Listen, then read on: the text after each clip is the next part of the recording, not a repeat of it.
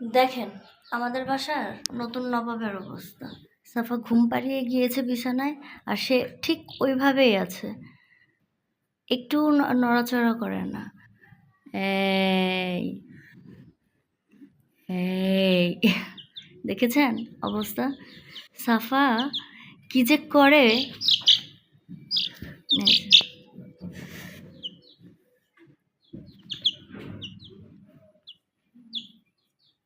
সাফা, তুমি এটাকে দিয়ে আর কি করাবে বলো তো? এটাকে দিয়ে কি করাবো? পানি খাওয়াবো, খাবার খাওয়াবো।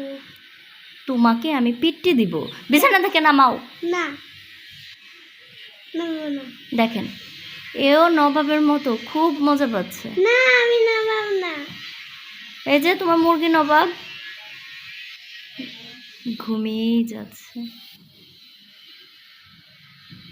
সাফা, আরাম না? হ্যাঁ অনেক আরাম। বা ছোট বালিশ একটা কিনতে হবে বেবির জন্য।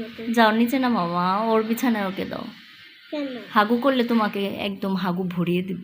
না, কোথায় ভরিয়ে দিবে? হাতে। না, ইউ